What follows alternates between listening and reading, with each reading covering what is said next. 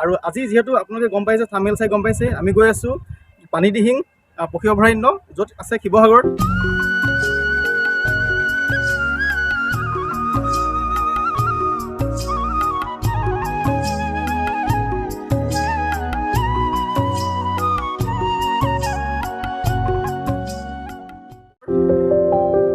এই পানীদিহিং পক্ষী অভয়াৰণ্যলৈ আপোনালোকে ডিমৌ হৈ যাব পাৰে, আৰু নহ'লে শিৱসাগৰ মেইন বাইপাছৰ নিচেই কাষতে থকা প্ৰগতি হস্পিটেল আৰু এই প্ৰগতি হস্পিটেলৰ নিচেই কাষতে থকা এই ৰাস্তাটোৰেদিও যাব পাৰি, যিটো ৰাস্তাক ঢাই আলি হিচাপে জনা যায়। শিৱসাগৰ মেইন টাউনৰ পৰা পানীদিহিং পক্ষী অভয়াৰণ্যলৈ প্ৰায় ডিষ্টেঞ্চ 22 কিলোমিটাৰ।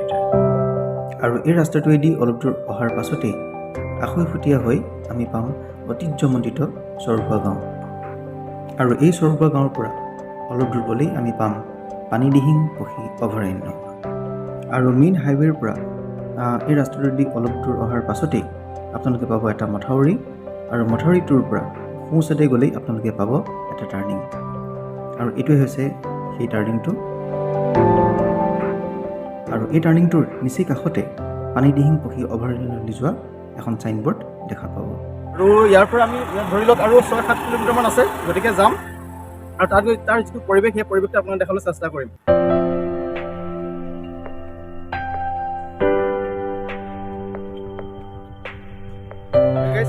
ফাইনেলি আমি পাই গ'লোহি।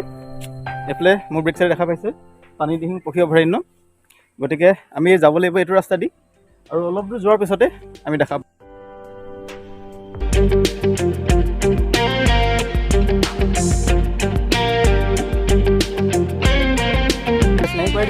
এইফালে মোৰ লগত আহিছোঁ মুণ্ডৰ হাতীমূৰীয়া।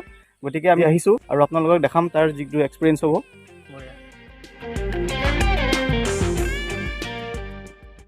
ফাইনেলি আমি পালোহি। মোৰ বেক চাইডে দেখা পাইছে এইটো অফিচ হয়, আৰু অফিচটোত আমি যাম আৰু তাত গৈ কাকাক লগ পাওঁ, চাওঁ।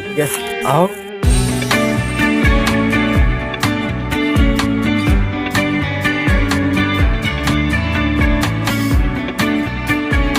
যিটো টাইম হয় একেবাৰে ৰাতিপুৱা আহিব লাগে, নহ'লে 5 বজাৰ টাইমত আহিব লাগে, 3টা বা 4টা বজাত, তেতিয়া বেছি ভাল হয়। গতিকে এতিয়া যথেষ্ট ৰ'দ দিছে, তথাপি চাই লওঁ কি হয়। আৰু ইয়াতে এজন ছাৰজন লগ পালোঁ, গতিকে ছাৰজন আমাৰ লগত আছে। গতিকে প্ৰথম ইয়াত ৰেজিষ্টাৰ কৰিব লাগিব, তাৰ কাৰণে আমি ৰেজিষ্টাৰটো কৰি লওঁ। ইয়াত কোনো এণ্ট্ৰি ফিজ নাই, কেৱল পাৰ্চনেল ডিটেইলছটো দি আপোনালোকে যাব পাৰিব। ইয়াত কেইবাটাও ভিউ পইণ্ট আছে। এতিয়া প্ৰথমটোলৈ আমি গৈ আছোঁ। কোৱা মতে এই টাইমটোত চৰাইবোৰ দেখা পোৱা নাযায়, গতিকে যিমান দূৰ সম্ভৱ আজি আপোনালোকক দেখাব চেষ্টা কৰিম। আমি মেইন অফিচৰ পৰা, পানীদিহিঙৰ যিটো মেইন অফিচ আছে, সেই অফিচটোৰ পৰা প্ৰায় 3 কিলোমিটাৰ আহিলে আপোনালোকে এখন দলং দেখা পাব। বৰ ধুনীয়া চাই এখন দলং আছে, আৰু এই দলংখনৰ পৰা পানীদিহিঙৰ যিটো ভিউ, সঁচাকৈ গাইজ ক'বলৈ বহুত ধুনীয়া। এই গোটেই পানীদিহিংখন গতিকে যথেষ্ট ডাঙৰ হয়, এটা সুন্দৰ পৰিৱেশ। আৰু লগতে ইয়াৰ টোটেল এৰিয়াটো হৈছে 33.93 বৰ্গ কিলোমিটাৰ।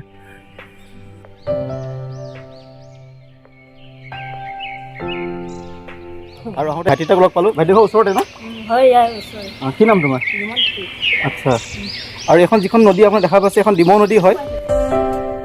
ক'ব গ'লে এই পানীদিহিং পক্ষী অভয়াৰণ্যখন দিচাং আৰু ডিমৌ নদীৰ প্ৰায় মাজভাগতে অৱস্থিত।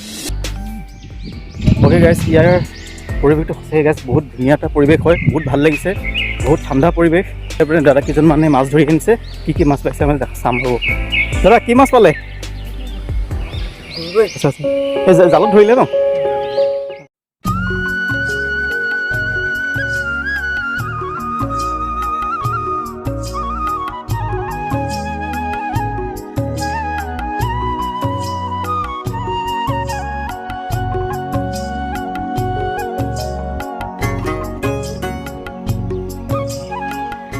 আৰু অলপ টাইম ৱেইট কৰিছোঁ, যিহেতু টাইমটো এতিয়ালৈকে হোৱা নাই, আৰু এতিয়া টাইম হৈছে 2টা বাজিছে, আৰু অলপ টাইম ৱেইট কৰিম। যি পাৰোঁ চৰাই আপোনালোকক দেখাম। শুনো ইয়াত আহি কেনেকুৱা লাগিছে? ভাল লাগিছে সঁচাকৈ গাইজ, এনেকুৱা ঠাইবোৰত আহে সঁচাকৈ বিৰাট ভাল লাগে। আৰু ইয়ালৈ আহি চৰাইসমূহ চোৱাৰ লগতে ইয়াৰ প্ৰাকৃতিক যি পৰিৱেশ, আৰু এই পৰিৱেশৰ লগত গাঁৱৰ পৰিৱেশটো সঁচাকৈ খুব বেছি ভাল লাগিছে। ভাল লাগে এনেবোৰ ঠাইত আহি। এইফালে দাদাহঁতে মাছ ধৰি আছে। যিমান পাৰোঁ আমি আগলৈ গৈ আছোঁ। আহি বহুত দূৰ আহিলোঁ, প্ৰায় আৰু আধা কিলোমিটাৰমান আহিলোঁ দলঙৰ পৰা। গতিকে গৰৈ, তোৰা মাছ, শিঙৰা যিটো টাৱাৰ দেখা পাইছে সেই টাৱাৰটোত আমি যাম। তাৰ ওপৰৰ পৰা আমি চাম আমাৰ যিখন স্কুটি হয় দেখা পাইছে সেই তাতে আমি স্কুটিখন ৰাখিছোঁ আৰু তাৰ পৰা চিধা এনেকৈ কৰি এইফালে দি আহিছোঁ।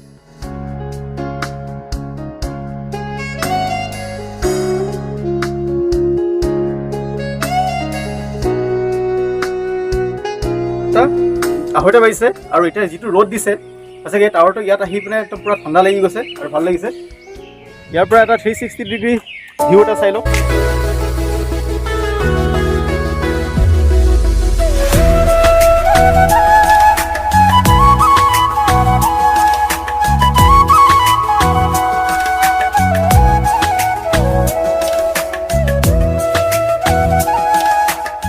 ইয়াৰ পৰা চৰাইবোৰ এতিয়া বৰ্তমান দেখা নাপাব, কাৰণ কেলৈ এতিয়া এই টাইমটোত চৰাইবোৰ বহুত দূৰত থাকে। ইয়াৰ পৰা ভালকৈ জুম নহ'ব, মুণ্ডত অলপ দেখাইছে বহুত দূৰত আছে চৰাইবোৰ। গতিকে তালৈ যদি আমি যাবলৈ হয় মানে বহুত দূৰ যাব লাগিব আৰু যথেষ্ট এতিয়া বোকাও আছে। আৰু গাইছ এইখনে হৈছে পানীদিহিং পক্ষী অভয়াৰণ্য শিৱসাগৰ।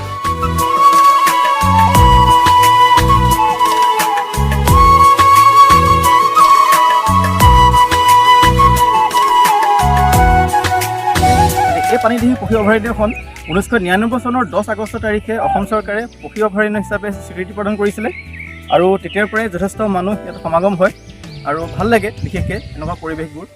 আৰু বিশেষকৈ কৰ্মব্যস্ততাৰ মাজতে যদি আপোনালোকে অকণমান টাইম উলিয়াই এইবোৰ পৰিৱেশত আহে বা এনেকুৱা ধৰণৰ পৰিৱেশত আহে সঁচাকৈ বহুত ভাল লাগি যায়। আৰু ইয়ালৈ বিশেষকৈ সূৰ্য উদয় হোৱাৰ সময়খিনিত আহিব লাগে, কিয়নো এই সময়ত চৰাইসমূহ যথেষ্ট ওচৰতে দেখা পোৱা যায় আৰু পোহৰ হৈ অহাৰ লগে লগে ক্ৰমান্বয়ে চৰাইবোৰ দূৰলৈ গুচি যায়।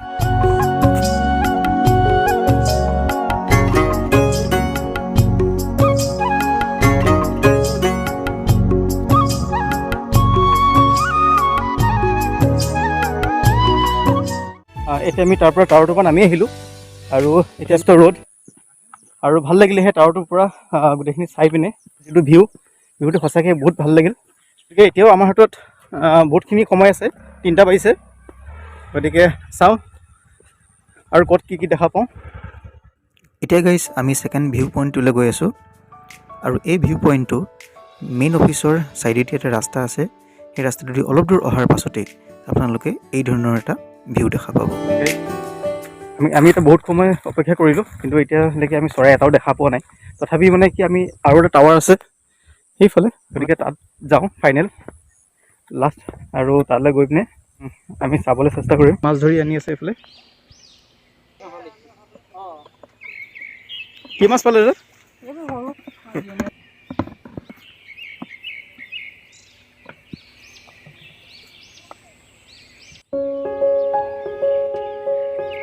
এইবোৰ জেগাত গাইজ যথেষ্ট পানী হয় আৰু বৰ্তমান পানী নোহোৱাৰ বাবে আমি খোজকাঢ়ি অহা যোৱা কৰিব পাৰিছোঁ।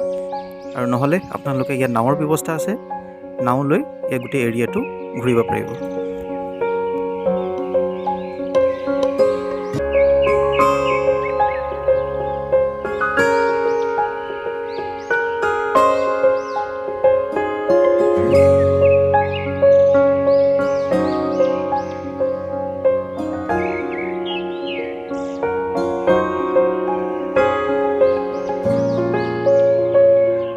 গাইজ ফাইনেলি এইখনে হৈছে পানীদিহিং পক্ষী অভয়াৰণ্য।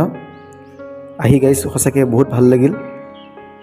বিশেষকৈ ইয়াৰ প্ৰাকৃতিক মনোমোহা পৰিৱেশটোৱে সঁচাকৈ সকলোকে আকৰ্ষণ কৰে। যিসকল আহিছে তেওঁলোকে হয়তো গম পাইছেই, আৰু যিসকল অহা নাই আপোনালোকো এদিন আহক, ইয়াৰ পৰিৱেশটো উপভোগ কৰক।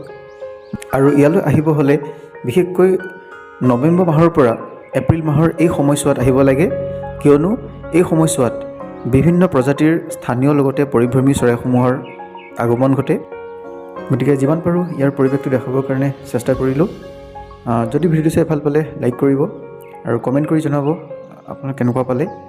গতিকে যিকোনো নতুন হয় প্লিজ চেনেলটো ছাবস্ক্ৰাইব কৰি ছাপোৰ্ট কৰিব বুলি আশা ৰাখিছোঁ। গতিকে পুনৰ নতুন এটা ভিডিঅ'ৰ সৈতে পুনৰ লগ পাম। আজিলৈ আহিছোঁ, বাই বাই।